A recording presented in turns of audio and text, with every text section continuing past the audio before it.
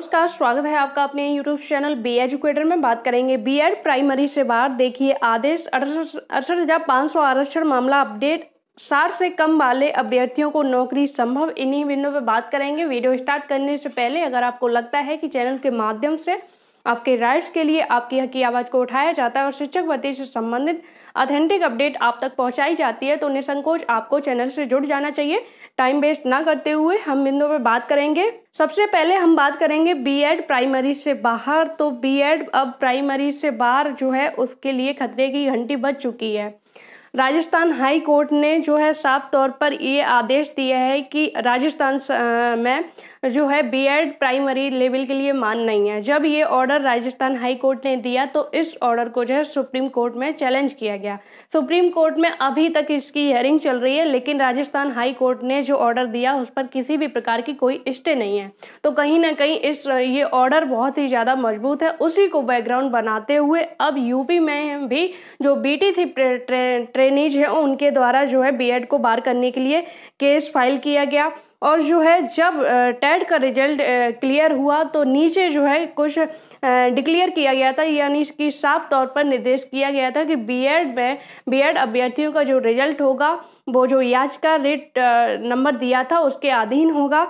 तो जब ये रिट सामने आई तब चीज़ जो है क्लियर हुई कि ये केस जो है बीएड और बीटीसी को लेके है, जिसमें बीटीसी जो याची हैं वो गए हैं कि बीएड प्राइमरी लेवल से बाहर किया जाए, जिसके लिए जो सरकार है उससे जो है काउंटर मांगा गया है कि आप जो है बिंदु को स्पष्ट कीजिए कि आखिर बीएड को मान्यता क्यों दी जाए।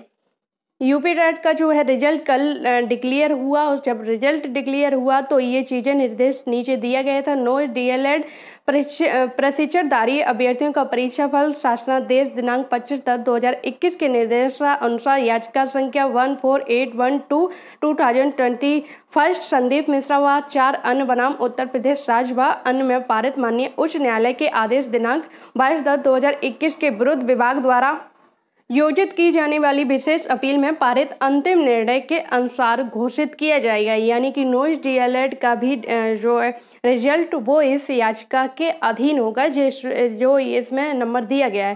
सेकंड नंबर पर दिया गया है यूपी टेट 2021 का प्राथमिक स्तर की परीक्षा में सम्मिलित बीएड प्रशिक्षण योग्यता वाले अभ्यर्थियों का परीक्षा फल माननीय उच्च न्यायालय में योजित याचिका संख्या 1512/2022 प्रतीक मिश्रा व अन्य बनाम उत्तर प्रदेश राज्य व अन्य में पारित होने वाले अंतिम निर्णय के अधीन होगा। देख सकते हो आप कि इस केस की जो है हियरिंग हुई 4 अप्रैल 2022 को 1512 और जो पिटिशनर थे वो प्रतीक मिश्रा एंड 4 अदर्स और जो counsel petitioner Tania Pandey Land Standing Council representing the state respondent press for and is granted 10 days and no more time for filling counter affidavit। यानी कि विद्वान अधिवक्ता को जो है 10 दिन से ज़्यादा टाइम नहीं दिया गया है इस मैटर पर एफिडेविट देने के लिए, यानी कि हलफनामा लगाने के लिए कि आखिर बीएड को जो है प्राइमरी में जो पिटिशनर गए हैं जिनका कहना है कि बीटीसी ही प्राइमरी के लिए योग्य है, बीटीसी की जब पर्याप्त संख्या है तो बीएड को जो है प्राइमरी के लिए क्या आवश्यकता है, इन सारे बिंदुओं पर जो है काउंटर एफिडेविट मांगा गया है और जो है 10 दिन से ज़्यादा टाइम नहीं दिया गया है, no more 10 days. Miss Tanya Pandey learned counsel for the petitioner submits that the state government is on the work of declaring the result and declaration of the result would have an impact on the pending writ petitioner। यानी कि जो याचियों की जो महाधिवक्ता है उनका कहना है कि जो सरकार है, जो पार्टी है वो रिजल्ट डिक्लेयर करने के लिए तत्पर है और इसका प्रभाव जो पिटिशनर पर पड़ेगा। तो जो इसका जो निर्णय आएगा वो जो रिजल्ट होगा उस पर मान्य होगा और इस जो है याचिका के अधीन पूरा जो है रिजल्ट कर दिया गया। यानी कि यूपी टेट 2021 का बीएड धारकों के लिए जो रिजल्ट आया है वो इस याचिका के अधीन करते हुए इस याचिका पर जो भी रिजल्ट आएगा वो रिजल्ट पर जो है रिजल्ट पर मान्य होगा। यानी कि इस याचिका पर जो निर्णय आएगा वो रिजल्ट पर मान्य होगा, उसको अधीन करते हुए। और लिस्ट जो है इसकी जो केस लिस्ट है वो 18 अप्रैल 2022 को लगा दी गई। तो कहीं ना कहीं जो बीएड कैंडिडेट हैं उनके लिए अब क्रिटिकल सिचुएशन जो है बन रही है। संभावित है परेशानियां तो होंगी जब ये कोर्ट जो है पूरी तरीके से न्यायालय में पहुंच चुका है और इस पर जो है जो रिजल्ट है उसको भी अधीन कर दिया गया है। लेकिन मेन पॉइंट वो है वो जो गवर्नमेंट है, स्टेट गवर्नमेंट है यानी कि राज्य सरकार है, वो क्या चीज़ों को रखती है, एफिडेविट में क्या देती है, हलफनामे में क्या चीज़ों को रखती है, क्या पॉइंट देती है, उनके आधार पर भी जो है ये मैटर निर्णय करेगा और ये ऑर्डर जो है उसके अधीन ही होगा। क्योंकि पूर्व में काफ़ी सारी भर्तियां हैं, काफ़ी सारे ऐसे रिजल्ट भी हैं जो न्यायालय के ऑर्डर के अधीन रहते हैं, लेकिन अंत में जो गवर्नमेंट जैसे जो है एफिडेविट लगाती है, जैसी हियरिंग होती है उसी के अनुसार जो है आपको परिणाम देखने को मिलता है। तो चीज़ें सबसे पहली चीज़ तो यही रहेगी कि सरकार जो है कितनी मजबूती से बीएड का पक्ष रखती है, यानी कि अगर बीएड को जो है सम्मिलित किया है तो रीजन कितने स्ट्रॉन्ग तरीके से देती है। दूसरी चीज़ ये भी है कि बीटीसी जो ट्रेनीज हैं, जो पिटिशनर हैं, जो गए हैं, उनके पास भी सॉलिड प्रूफ है, क्योंकि एक काफ़ी सारे राज्य हैं जिन्होंने बीएड को बाहर कर दिया है, तो वो ऑर्डर भी मायने रखते हैं। अगर उन ऑर्डर के आधार पर उनका बैकग्राउंड बनाते हुए जाएंगे तो कहीं ना कहीं बीटीसी का पक्ष भी बहुत ज़्यादा मजबूत है। इसमें बात करेंगे 68,500 आरक्षण मामले की अपडेट। तो आरक्षण मामले का जो है एक ज्ञापन प्रोफाइल जो है आप लोगों को दिखानी है कि आप लोग उस ज्ञापन की एक फोटोकॉपी निकलवा के और अपने स्तर से आप लोग प्रयास करिए, क्योंकि जब आप लोग हर कोई जो है इसके लिए प्रयास करेगा नियुक्ति आपको तभी मिलेगी। तो जो जिस तरह से इसके लिए प्रयास कर सकता है वो ज्ञापन निकलवा के जिसके जो है मंत्री या विधायक या सांसद से जो है कॉल करवा के शिक्षा मंत्री जी से आग्रह करिए कि जल्द से जल्द इस मैटर को सॉल्व किया जाए। ये जो है उसका विज्ञापन प्रोफाइल है, एक फॉर्मेट है जो कि आप लोग जो है चैनल के लिंक में जो आपका टेलीग्राम चैनल का लिंक दिया है उस चैनल से जुड़ के आप पीडीएफ वहाँ से ले सकते हो, वहाँ से पीडीएफ डाउनलोड करके आप इसको निकलवा सकते हो। जो कि इसमें बिंदुवार चीज़ें स्पष्ट की गई हैं राष्ट्रीय पिछड़ा वर्ग आयोग की, और जो राज्य पिछड़ा वर्ग आयोग की रिपोर्ट है उसको भी जो है आपके पास होगी, उसको भी लगाना है। और इसमें पहले जो नंबर पे ये चीज़ लिखनी है जिससे भी आप जो है ये ज्ञापन दीजिए, तो यहाँ पर उनका नाम और जो सांसद हैं, विधायक या मंत्री हैं उनका जो है लिखिए। उसके बाद ये चीज़ जो है आपको देनी है। ये चीज़ जो है शिक्षा मंत्री जी के लिए और माननीय मुख्यमंत्री जी के लिए आपको प्रेषित करवानी है। और आप जो है ये प्रयास तो अवश्य करिए, क्योंकि जब तक आप अपनी नियुक्ति के लिए प्रयास नहीं करोगे आपको जो है सफलता नहीं मिलेगी। हर किसी को इसके लिए प्रयास करना पड़ेगा। आप अपने स्तर से अगर आप कर सकते हो, आपके जो है आप कर सकते हो कि आप किसी मंत्री या विधायक से मिलके, तो आप ये अवश्य कीजिए। इसकी पीडीएफ आपको टेलीग्राम चैनल से मिल जाएगी, जिसका लिंक आपको डिस्क्रिप्शन में दिया है। आप वहाँ से जाके टेलीग्राम चैनल पे जाइए और वहाँ से आप पीडीएफ डाउनलोड कर सकते हो।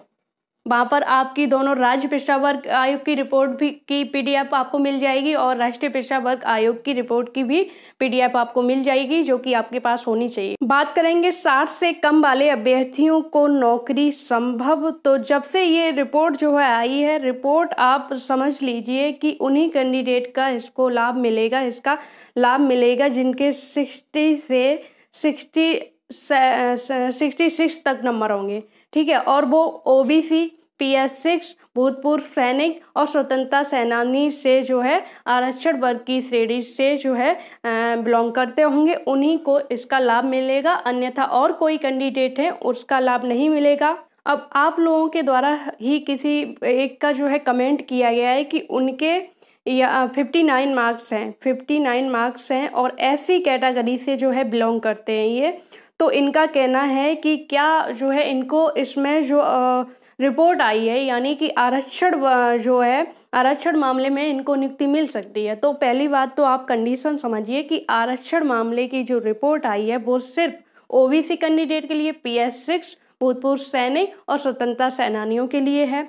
ओबीसी, PS6, भूतपूर्व सैनिक, स्वतंत्रता सेनानी, इसके बाद कोई भी कैंडिडेट जो है इस क्राइटेरिया में नहीं आएंगे। वो भी दूसरी कंडीशन ये है कि जो रिजर्व कैटेगरी में है और जिनके मार्क्स 60 से 66 तक हैं वो ही इसका लाभ लेंगे। तो अगर आप ये चीज़ सोच रहे हो कि अगर ये रिपोर्ट लागू हो जाएगी तो ऐसी कैंडिडेट हैं उनका अगर 59 है, 58 है तो उनको भी जॉब मिल जाएगी, तो ऐसा कुछ नहीं है।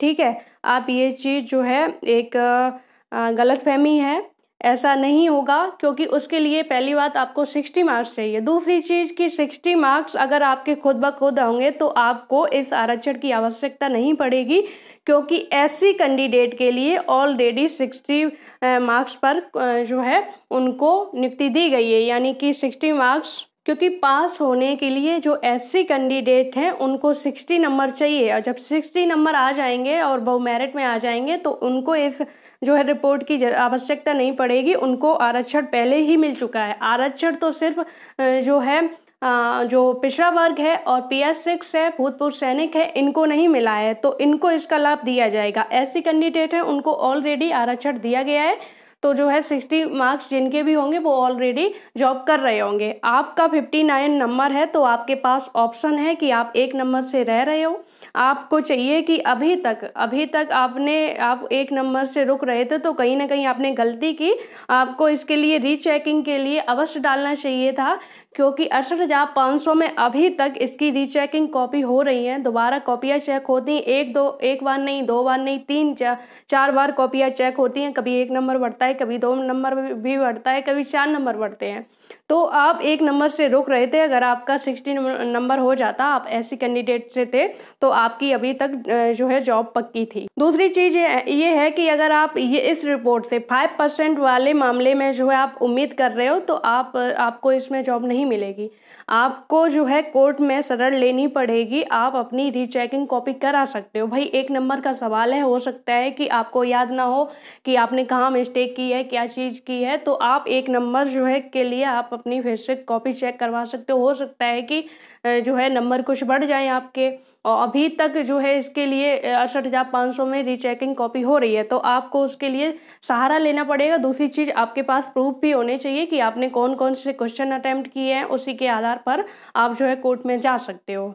ठीक है, और 68,500 में जब ये जो है इसको कॉपी वगैरह जलाई गई तो काफ़ी सारा मामला जो है न्यायालय में पहुंचा तो सरकार की तरफ से खुद ब खुद जो है वो विज्ञापन जो है रजिस्ट्रेशन मांगे गए थे कि इसके लिए जो रीचेकिंग के लिए रजिस्ट्रेशन करना चाहता है तो वो करवा सकता है, तब आपको कर देना चाहिए था, नहीं किया तो अब भी आपके पास ऑप्शन है, आप कर सकते हो। कि अब जो है अगर आप अब जाओगे तो ज़रूरी नहीं है कि आपके नंबर बढ़े ही, घट भी सकते हैं, क्योंकि अब जो होगा कोर्ट के निर्देश से होगा। और अब जो कॉपियाँ चेक हो रही हैं कहीं ना कहीं उसमें बहुत सख्ती से कॉपियाँ चेक हो रही हैं। ये नहीं है कि नंबर बढ़ाने के लिए आप जाओ, ऐसा भी हो सकता है कि आपके नंबर घट भी जाएँ, क्योंकि अब आपकी एक एक गलती देखी जाएगी। उस टाइम तो ऐसा था कि अगर आपने कोई एक हिंदी वगैरह का क्वेश्चन है या फिर जो है गणित का है, अगर सिमिलर कुछ आंसर मिल रहा है तो भी उस पर नंबर दे दिया गया। लेकिन अब आप कोर्ट के अधीन जाओगे तो आपकी कॉपी बड़ी सख्ती से चेक की जाएगी। तो जो है आप देख लीजिए, आपके पास उसका प्रूफ होगा। अगर आपको लगता है तो एक ऑप्शन आपके पास लास्ट ऑप्शन है कि आप कोर्ट का सहारा लीजिए, उसी से जो है आप नियुक्ति ले सकते हो। दूसरी चीज़ ये भी है कि भाई जो है जॉब का सवाल है, 1 नंबर से रुके हो तो प्रयास आप कर सकते हो। उम्मीद है वीडियो में दी गई जानकारी से आप संतुष्ट होंगे, और डिस्क्रिप्शन में जो है उसका लिंक दिया हुआ है टेलीग्राम चैनल का और ट्विटर का, आप दोनों से जुड़ जाइए, जिससे कि आपको जो इन्फॉर्मेशन जो है सही समय से मिलती रहे। वीडियो को लाइक करें, शेयर करें। धन्यवाद।